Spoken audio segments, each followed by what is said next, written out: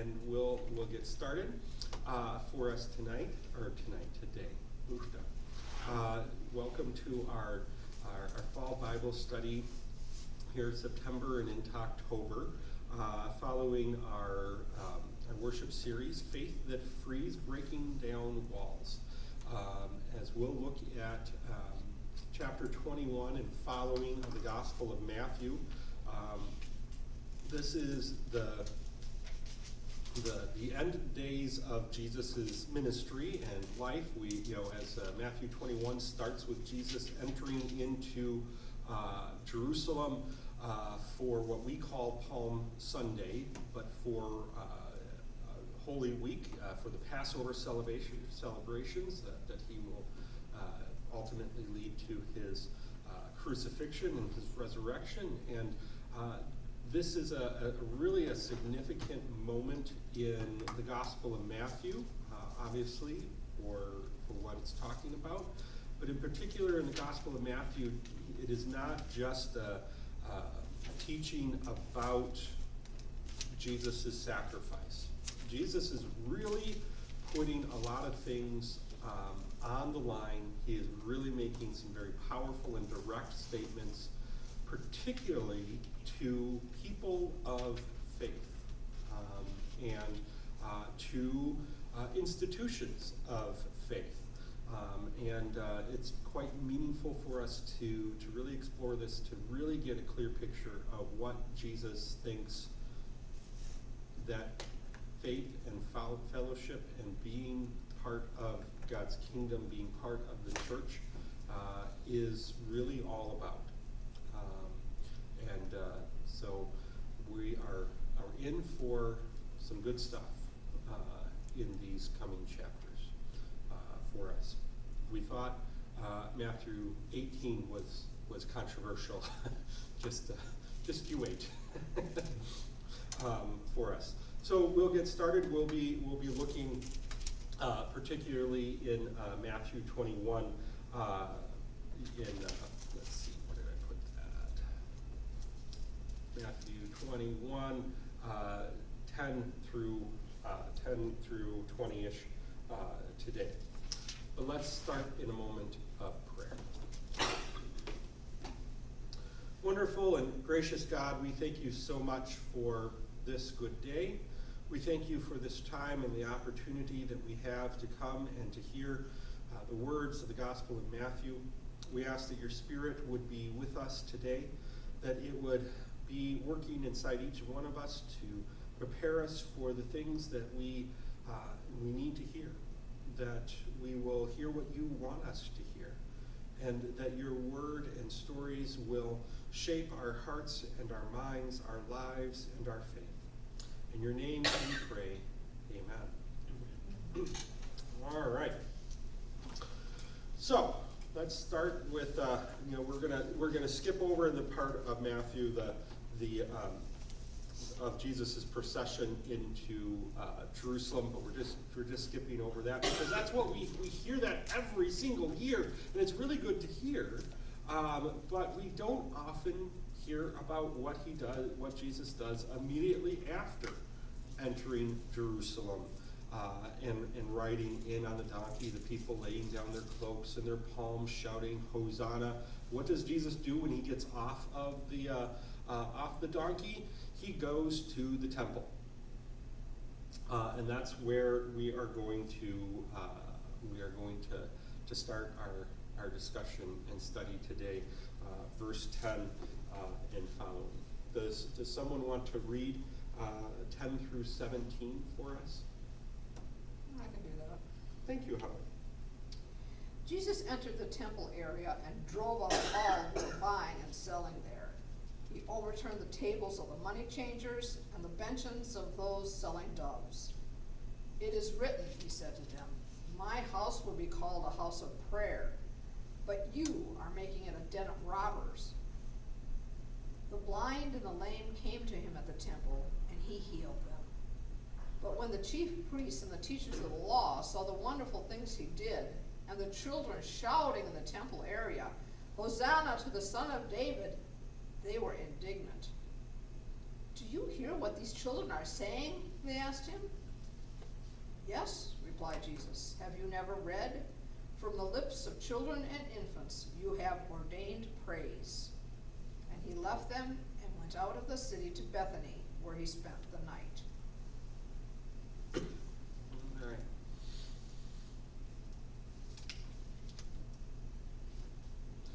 So, you make of this. We've all heard Jesus cleansing, the stories of Jesus cleansing the temple before, right? What do you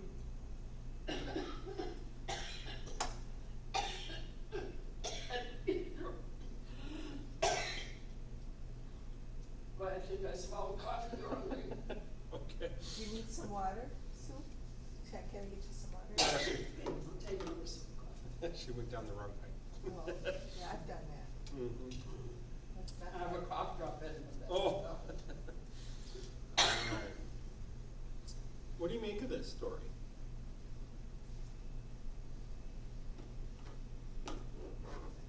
Jesus is not happy. No. He could see what was happening when it was just being, overtaken. I always think when I read this, the pastor we had in Waukesha many years ago, he wouldn't let us sell tickets for anything at church either, because of that. Oh my. I shouldn't have had a sip of coffee when you said that. We'd be in trouble. Another one. Well, yeah. What about, I remember here talk about raffles, right? And Show Me wouldn't let people, Show Me wouldn't let the Church of the Pines do a raffle because that's gambling and it's unfair, right? You could buy a ticket as long as every ticket was the same. And you could buy one and it cost the same, everybody had the same access to it, right? Yeah. Yeah. Selling tickets to things. What else do you guys think of when you hear this story? This is off center, not that, but it amazes me how one little thing like that, selling raffle tickets or not selling anything in the church or anything, what comes from one passage can be interpreted to different people in different ways. Mm-hmm. And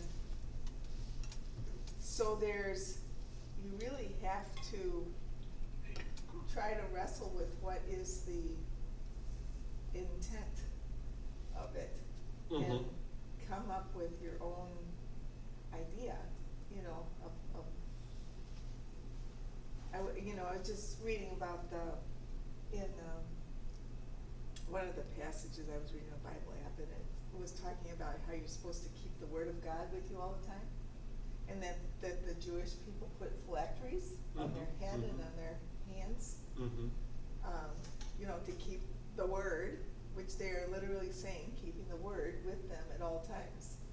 So I just find it interesting that you read the same thing and people come out with different Mm-hmm. things. And Yeah. so how do you know what's really right. really right? Is what was going on the selling of sacrificial animals, the dove sellers, was the exchange, the changing of money, currency exchange. Was that in and of itself inherently the problem, and therefore we should never Do that. sell that, do that, be a part of what a church is doing. But Mhm. but And but I will another- back you up on that, Gretchen, and say I've heard critiques from other denominations and other pastors say you should never have a fundraiser in your church. You never can sell anything from their understanding of the Jesus clearing the temple. Mm-hmm. Well, and that's what the pastor was saying, that the wife couldn't exchange Mm-hmm. any for tickets or anything else. Right, right. But, We get good outside of church though, so representing, but couldn't do it in church. I came from a church that in the bylaws in New York State that they were not going to have fundraisers in the church property, but it fell through because they wanted more money to offset it, and people left, so it became a thorn in the flesh. Yeah, yeah. in this instance, Well, I assume, Oh, Gretchen was, oh, no, was that's speaking. how you didn't hear me. Oh, okay. No, in the way I think about it, it's not really the exchanging of money. They could have had people of good character selling doves and Right. such at a reasonable price, rather than, completely taking advantage. I would assume that they were making money on it, you know, for personally. Well, I would, Right. you know, and there's nothing wrong with making a little bit of money, cause, you know, you've got a job, but it, of course, I think they were just taking complete advantage, and weren't they even saying that in the temple, some of if people brought their own sacrifices, that they weren't good enough, that they had to buy these others? Yes, so there is some details and things going on here in this passage that we have to stop and ask and wonder if Matthew in writing this is just assuming everybody knew, you know, of his initial audience, everybody knew what going to the temple was like.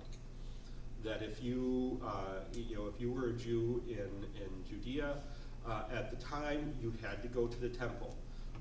And everyone there knew that you had to use temple coin to make your offering.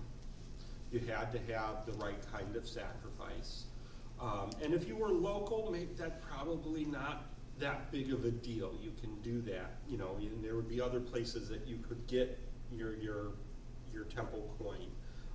But if you were way up in Nazareth and Galilee, or if you were off elsewhere, you remember the exiles have happened. You know, the northern kingdom and the southern kingdom have all been into exile. The diaspora has already taken place. There are Jewish people have been taken out of Israel and into what would be Ethiopia today. So there are Jews all over the known world of the Middle East who would try to come and make their pilgrimages to the temple. Not just the people living in Judea or present day Israel would be the ones traveling. So there's people from all over, from different countries who have all kinds of different currency. I mean, they would have been in Rome. The known world was Roman at the time. Maybe not Ethiopia at the time, but so they would have been all coming, with all different kinds of things. And so I think in part Matthew writes this assuming that his audience, and this is part of also why we say Matthew was probably writing to a Jewish audience, that everybody knew what going to the temple was like. I'm sorry. It was on silent, but apparently my glucose monitor can still yell can still interrupt. I just had to get a new one of those, a new brand, so I don't know quite how to turn off those alarms. But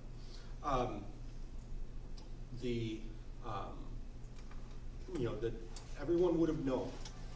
Some of the other gospels go into a little bit more detail of what Jesus, of what was going on. So we get a bigger picture, and it's exactly what Gretchen described, was that it's fine, it would be fine to say temple coin is how we do all of the offerings and how you use things here. And in that world, that's fine. Everybody had different regions, had different coins and currencies, just like we do. But if it was a fair exchange, that it would be, but it wasn't. And as Gretchen described, as we probably have heard, that it wasn't a fair exchange. Oh, you have that coin. Well, to get enough temple coin, you really, it's, it was a very steep exchange. They took advantage of people, and people were excluded if they didn't have enough money to get the temple coin. Then they couldn't make their sacrifice, they couldn't make their offering. And if you're traveling, half of the known world to get to Jerusalem, it's hard to travel with animals a lot. You don't know. And so yeah, if you have to buy your sacrifice there, you're going to pay a pretty high price for that sacrifice. So that's exactly what was going on. So yeah, we do see Jesus gets really upset at that practice for it. Is it upsetting when we see people get financially taken advantage of? Yeah. Yeah. Are all of we? Nope. Go ahead, Debbie. Some churches have bingo, and that's an extreme example, but everything is in moderation. But I can see that when it goes into a constant competitive fundraiser, like constant bingo, there's a limit of everything. Yeah. So if it was a fair exchange, the sacrificial animals were fair market price, so if you knew, okay, chances are, it's gonna be easier for us to take 5 coins, and get a good exchange at the temple and get a sacrificial animal there, than us taking 8 animals and hoping one of them survives on our journey. Yeah, I'll just take the coins. Our journey will be a lot easier. And plus we'll still have the animals. If that was the case, it was very easy to go. Do we think Jesus would have gotten mad, chased them out? No, I don't think so. I don't think so. He was all for people getting paid for their work and for their labor, but he was also not about people not getting, abused or oppressed or manipulated or taken advantage of for their labor as well. I mean, then he calls my house shall be called a house of prayer, but you are making it a den of robbers. Basically, you're just thieving and preying on people here for this. Here's another question. Oh, go ahead. I don't understand. Find it interesting that they have children praising him. Mm-hmm. I mean, to me, they just seem kind of odd. Okay, so why aren't everybody? Why is it just the children? Just so he could say, because haven't you heard about days? I don't know. Is God proof texting his Yeah. his own thing? So checking off lines of scriptural prophecy. Yes and no. I don't think that. I mean, do you have to do something with your No, phone? it's not reading at the moment.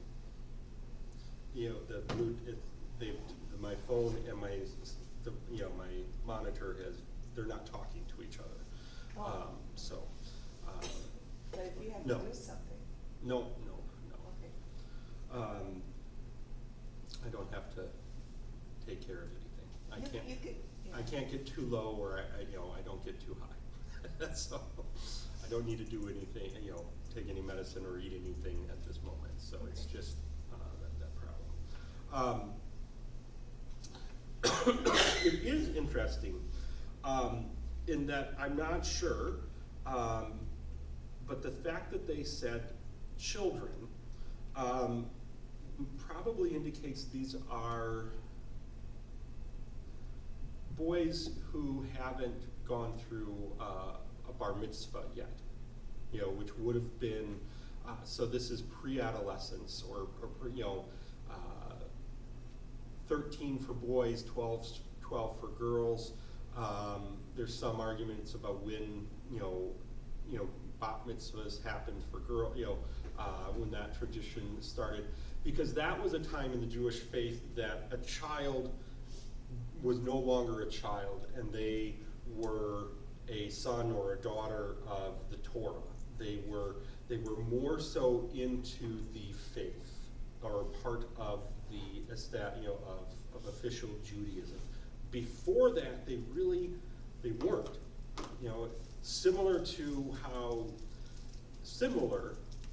how we often misconceive children in Christianity, or how we've made children, the traditions of confirmation in Christianity, in that children are children. They're not, they're riding on their parents' faith until they confirm their faith for their own. It's actually, an extension of baptism. It's an argument of why some Christian traditions say you can't become a Christian until, or a part of the church, until you are of age and of a certain cognitive ability to be baptized. They don't do children or infant baptism, they only do believer baptism. That you're somehow able now to be a part of the upper structure. So these would be those that no one is expecting anything from, or shouldn't really be considered a part of the faith. And here, in the temple, these children who haven't been initiated into the temple, into the faith, are making a proclamation of Jesus as the Messiah, as Hosanna to the Son of David. They're saying to the Son of David, not literally saying that Jesus is David's son, but that he is David's heir, because God promised David an heir who would sit on the throne of God's kingdom for all time, and whose reign would never end. And so, Hosanna to the Son of David is a reference to that promise that God had made. And Jesus, yes, knowing that even he at other times said, if my people don't, even the rocks will cry out and praise me. Yes, so he does quote scripture to justify what's going on, but that's also kind of the dynamic there. There is something meaningful about the fact that children, that it says children, not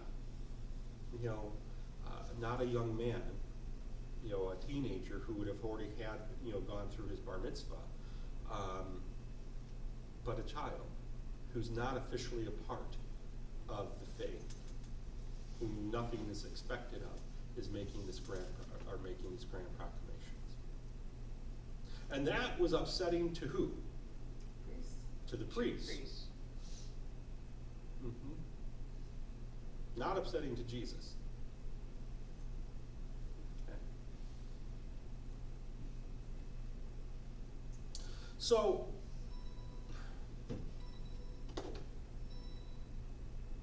sorry, there's nothing, apparently there's nothing I can do except reset my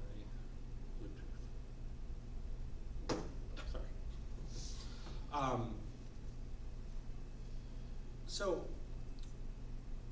do you think Jesus is just mad at the money changers and the animal sellers? He's angry at those who allow them there. Mm-hmm. Mm-hmm. Yeah. So he's angry at the people who did it, who are doing it, but he's also angry at the structure that allowed it, to the authorities to allow them and let it participate, and who should have known better, right? Who could all read God's anger in the stories of 1 Samuel about what God did to Samuel's, or Eli's, Eli the high priest, whose sons were grafting off of everybody's, sacrifices. They were, the priests were supposed to be able, got their food from eating out of the pot, the sacrificial pot. All the food is put in there, and the priest could come in and poke into that and pull out whatever they pulled out would be their portion. Well, they were sticking in these big, huge, things and pulling out good things, not letting people put bad things. They were working the system for their own advantage, and God was like, it's not going to go well. That's not okay. They all knew that, but yet they were still participating in that. So Jesus was really quite upset. And he drives them out. I think the Gospel of John describes him making a whip and whipping the people to drive them out.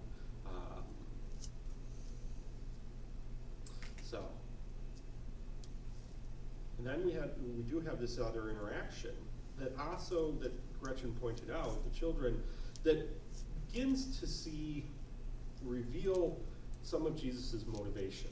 What is he really trying to accomplish here? And I wonder if we might have an idea of what that might be.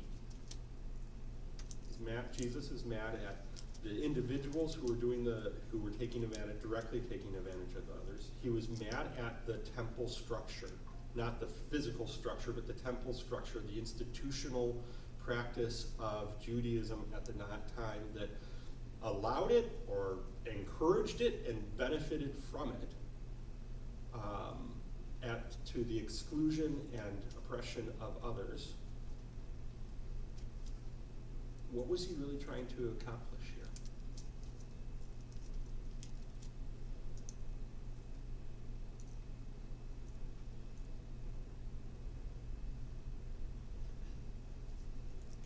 He's kind of making a statement that, and maybe because of the youngers, I mean, this whole thing, oh my goodness, my watch still works.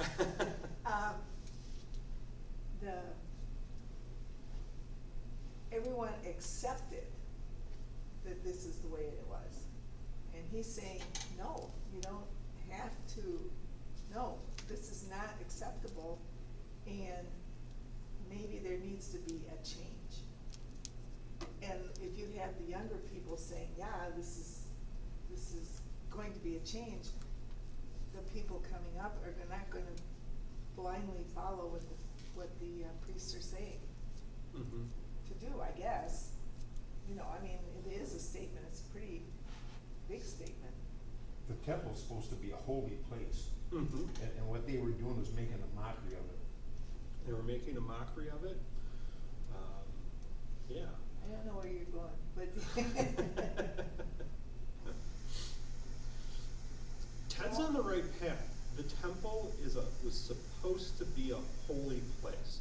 In fact, the temple in the Jewish tradition was supposed to represent and be the physical manifestation of God's presence on the earth. Okay? In the Jewish tradition, the Ark of the Covenant, where the container that they put the 10 Commandments in, was, in their tradition and its description, looked like a royal seat or a throne. And what? That was just loud. It's okay.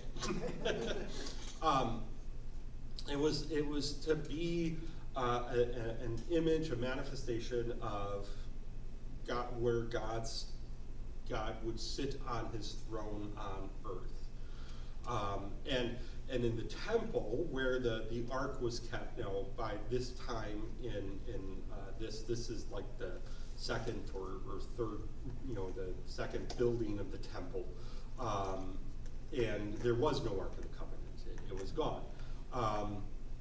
But they built what was called the Holy of Holies of the temple. So the temple was all about bringing people in and closer to the very presence of God, so that they could be in worship and connection and relationship with God. And in that Holy of Holies separated by this huge curtain, and where only the highest priest could go, and the priests had to tie bells and ropes to their, rope to their ankle and bells to the robes, that if they went in there to this place that where God's presence was, and they weren't doing things right, they would die, and then they would have to get pulled out. So it was all about, the temple was all about coming into the presence of God, and helping people to do that in a meaningful way. But what did the temple become if it was participating in this crooked and unjust practice? Was it about getting to God? No, and the notes in my Bible say that this occurs in the area of the temple where the Gentiles were allowed. Mm-hmm. So it was making it almost impossible for the Gentiles to do any worship with all of that going on Mhm. around them. Yeah. Yep, so it was actually keeping people away.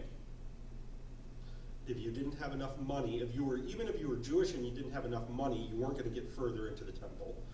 If you were a Gentile, you wouldn't be able to engage in any kind of adoration of God or connection to God or learning, if all of this is happening. So it's actually putting significant number of barriers to people coming in, and filtering it to be a select number or a select population that could enter into the presence of God. One way of looking about it is that the temple over time had become, an entity or an institution unto itself. It cared about how much money it was making, not really about the people coming in. It cared about the maintenance of its practice instead of the object of its practice, right? So it's also telling that structure, the temple structure, this temple worship, did not recognize Jesus, but it was the children. It was those who weren't even part of the temple yet, who the temple structure, faith, worship did not recognize as having voice or value or being connected to God. They weren't held to the Torah, to the rules of the Torah yet, but yet they recognized and proclaimed Jesus as the eternal King. Any wonder that the high priests were upset? Yeah.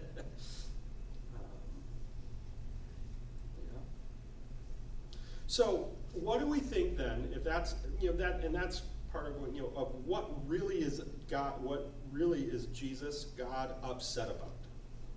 Is it the practice of unfair money exchange, the selling of animals at a high price, or is it creating structures that intentionally exclude people, putting up barriers to connection?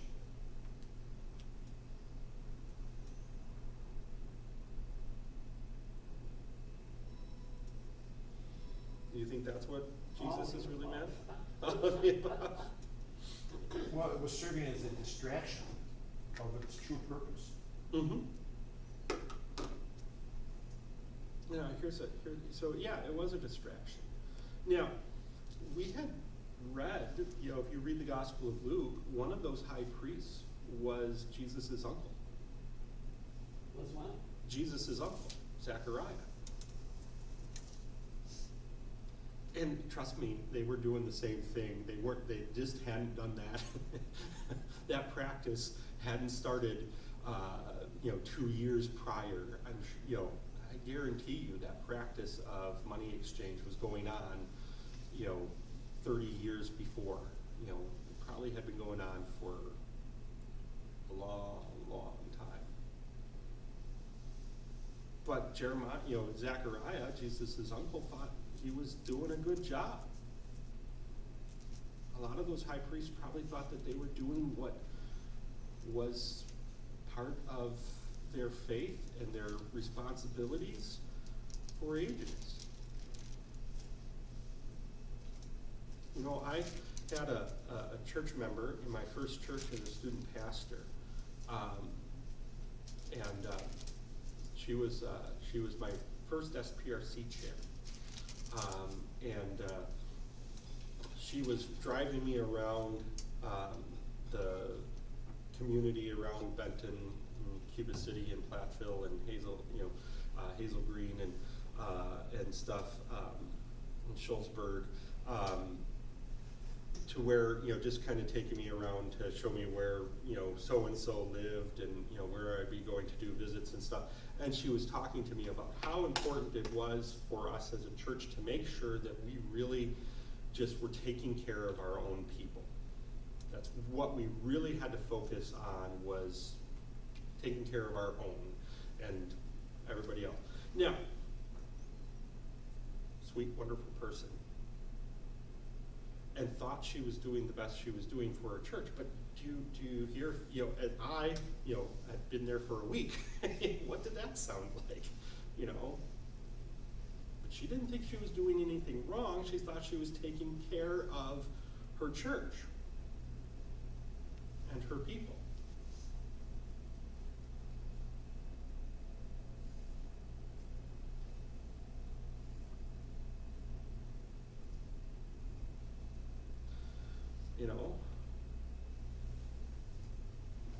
I can see why she would think that way.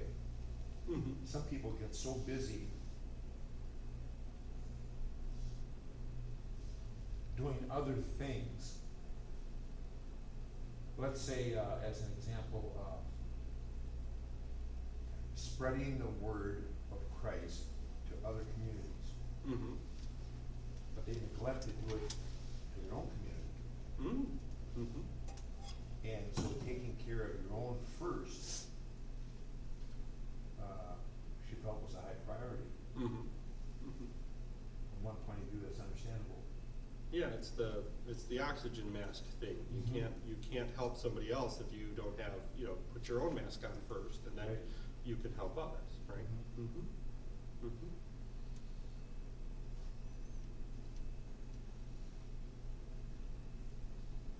She was probably trying to make you be comfortable knowing, Well, seeing the big picture. Right, no, she actually did a very good job.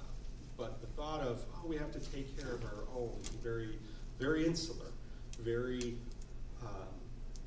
she just wanted to make sure that the church building was there after she passed away. She wanted it to remain, to establish.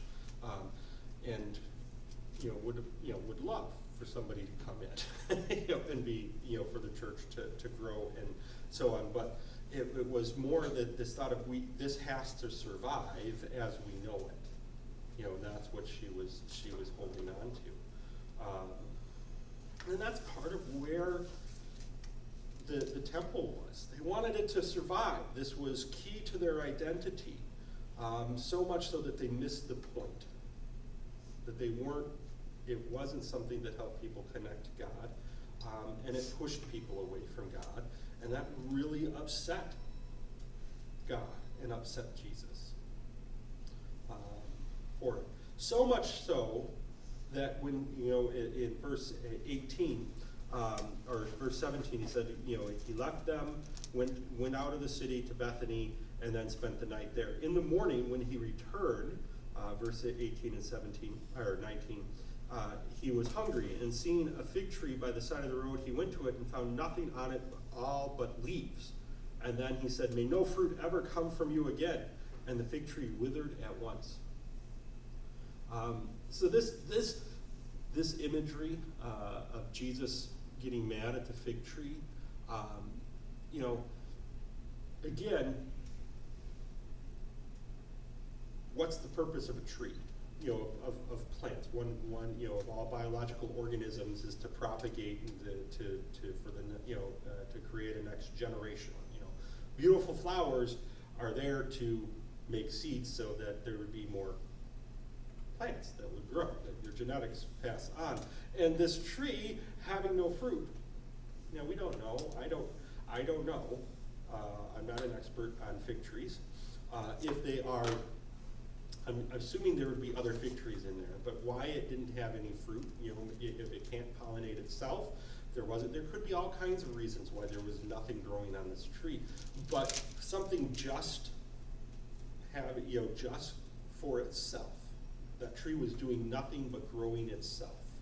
All of its energy, all of its focus was on its own, for its own growth, its own benefit, and nothing to share, nothing to pass on or extend.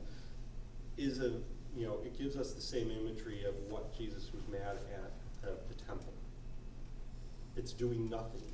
It's just serving itself. It's not connecting people to God. There's no, it's not helping. It's not feeding, the people who are in need by producing fruit or giving it away. It's actually just consuming resources. And Jesus curses it, kills it. Other times, we have that other stories of him doing this where, all right, no, don't kill it now, Jesus. Let's dig a moat around it and feed it and nurture it and see if it grows. Other versions of this story. But he says, no, if you miss the point, there is no point. Is kind of what Jesus is saying here to the temple. So, how does that make you feel?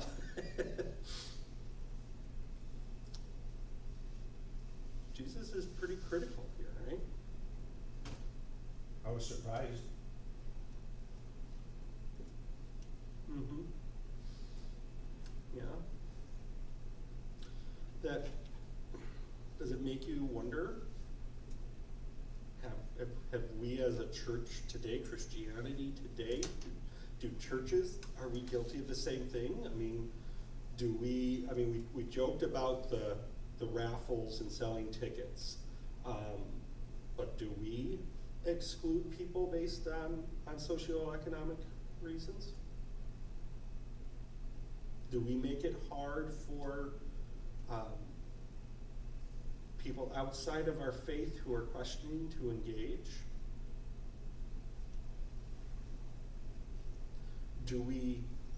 What is our point or purpose as a church? Isn't it not to connect people to God, connect one another and others with God? Even if they're not of our own faith. Mm-hmm. I think so many things is done in the name of Christianity to have people say, nope, I don't want to be part of that. And it's going on right now rampantly. Yeah. Mm-hmm. I think it's interesting that what Jesus says after this in verse 21 and 22, because here he's talking about prayer and having faith. Mm-hmm. Yeah. And he really didn't answer the disciples' question, how did the fig tree wither so quickly?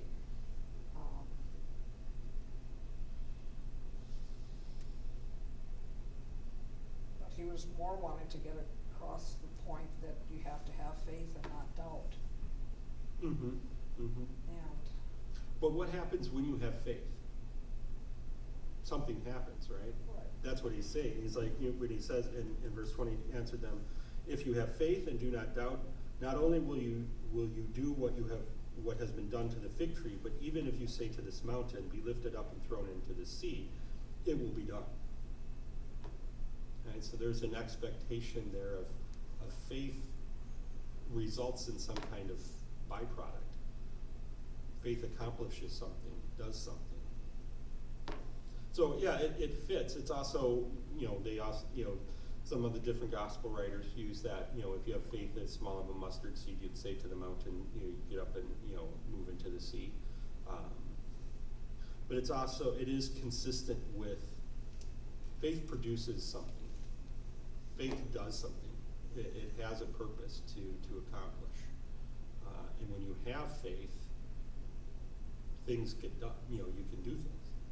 That's how I would, put that in there.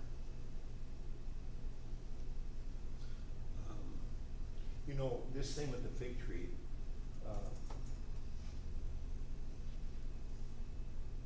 I don't know why, but I've always had, since I was a little kid, a degree of fear of God. This guy's all powerful, knows everything, can do anything he wants, and I felt that I better be respectful. I don't wanna get him upset with me because of what he did to the fig tree. Mm-hmm. He has the power to do that if he chooses. And now, I'm not consumed with that fear.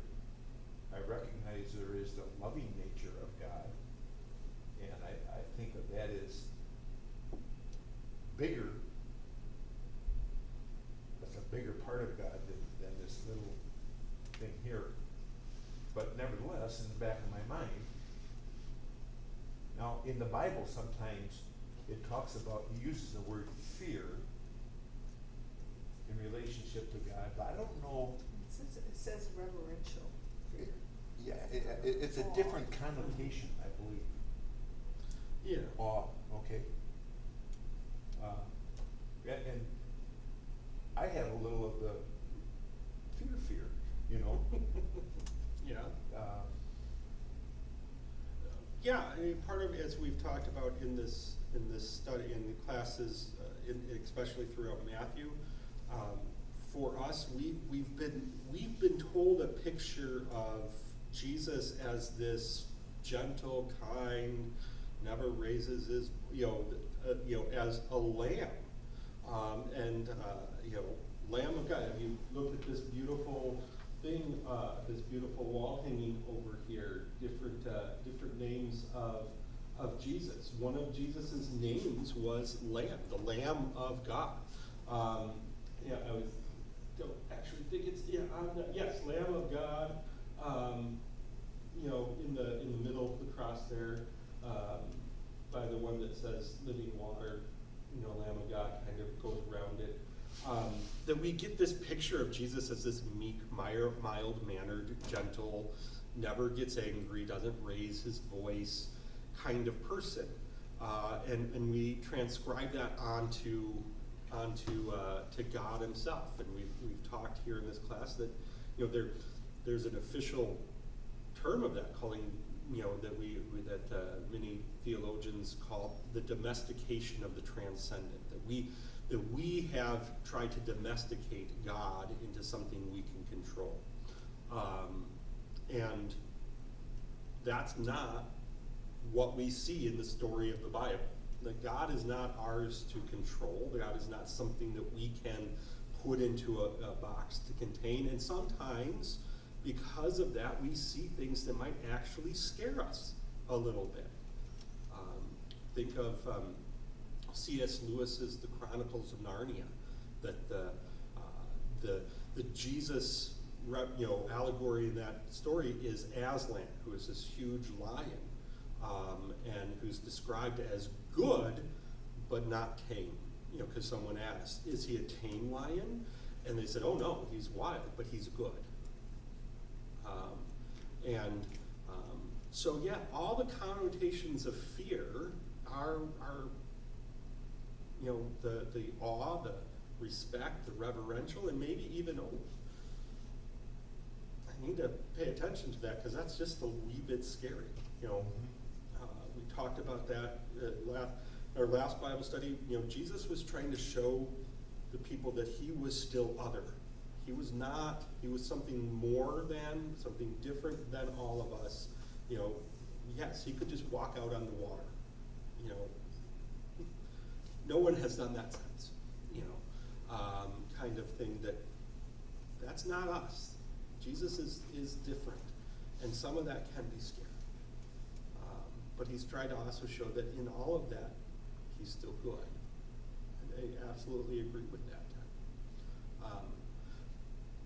But what does that cause us to do when we see something like that? That when our preconceptions of our faith or about who God is, what our church is all about, when we hear something like this, when it checks us.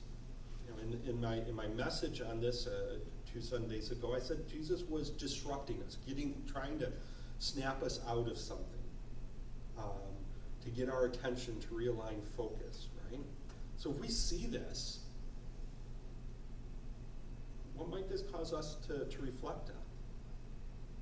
Or how could we respond to this in a positive way? Because I guarantee you the disciples were just like Ted,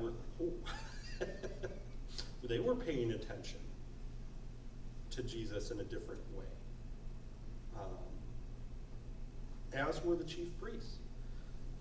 And some of them, yes, the chief priests and the Pharisees and the scribes conspired to manipulate the Roman government to have Jesus killed. That was part of it. But not all of them. I guarantee you there were others that were like, yeah, I kept turning a blind eye to that. I never did like what we were doing. But we always had just done it, so I went along with it. Or it's what everyone said. This is how it's always been, and we should do that. And who am I to think differently than that? But seeing Jesus' display, I'm sure, made a lot of people question, oh, maybe we need to rethink that. So as we close for today, we're going to leave you with Jesus throwing people out, cursing the fig tree. But how might we, hearing that, seeing that, how might we actually become the voice of the children who sees Jesus as the King of Kings, sees Jesus as the Son of David? What do we have to think about in our own faith? Jesus, what in my own faith, my own practice or what I think about my faith, is there something that is missing, that is off the topic? As a church, a local congregation, are we doing something that is putting up barriers? Are we taking advantage of people, or are we unconsciously or consciously excluding people, setting up barriers to keep people from encountering you here? Are we missing the point? Are we not producing fruit of some kind? Is our faith not doing anything? I feel that our church, United Methodist Church of the Pines, Mm-hmm. I feel like it has a culture that people feel welcome here.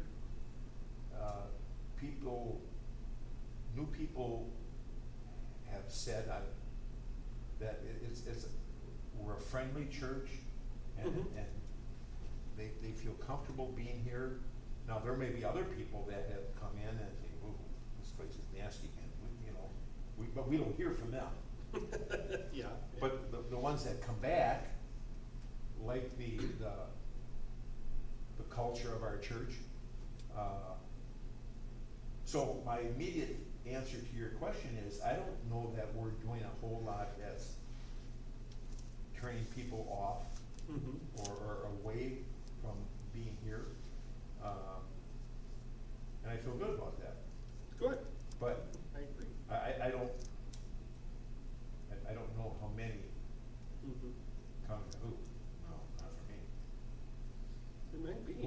we don't know. And certainly, any church or any institution Mhm. isn't the right fit for anyone and everyone. Right. Right. Mhm. Right. You know, and I say that, for us to reflect on, and to just, as Ted said, you know, to say, no, I think we are. I think we are doing good on this. We do. You know, and at Church of the Pines, as a church, and as people, we are trying to do something. We are trying to, not only are we not trying to intentionally take advantage of people, we're trying to make it easier for some people. We're also trying to do something in our community, in our world, with our special mission focus. We're trying to be intentional about this, trying to use our church to accomplish something, to feed people. So, you know, when you stop and reflect, you can say, oh yeah, and you can feel good. You can say, yeah, we haven't fully missed, we haven't missed the point. We're not just existing for ourselves, you know. I would absolutely been thinking about it and did.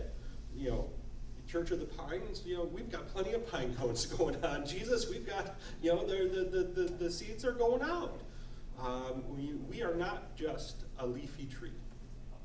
You know, we are not just here for ourselves.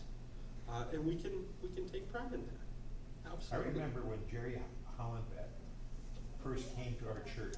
Mm-hmm. Yeah. He came back for, Mhm. kind of for that reason. I think the same of Deb Harris. I Mhm. think she came and thought, gee, this is a nice place. Yeah. So there's plenty of, when we reflect on these passages, that might cause us to create fear or, yes. Does someone have a black It's a Jeep Jeep parked out in front of the church. in here that parked out in front? No. No. Alright. Does it help if I move? Thanks, sorry. It would help if you moved. Okay, I'll move. Check the coffee shop, Okay. and the auto shop, T&T. Sure. What kind of helmet is on? He's doing something with the power lines, WPS there. Looks like he's going spelunking. Yeah. Just looked official. Yeah. There's plenty of things for it. If we look back on this, there's things of, you know, it's not something for us to just be, oh, I'm not good enough. That's not what Jesus is looking here. But he absolutely is calling us to stop and look at what we are doing. And are we as aligned as we thought we're with God in the purpose of our faith, and of our institution as a church, or have we strayed?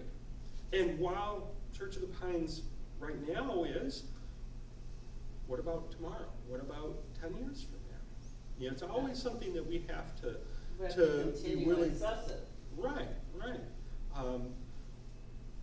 Jesus didn't. I mean, he still also goes to the temple to do something. There are people there who are connecting to God in spite of what's going on, and good things are happening. He doesn't ultimately condemn the temple. He's just calling for that. Wait a minute. Let's check. And sometimes when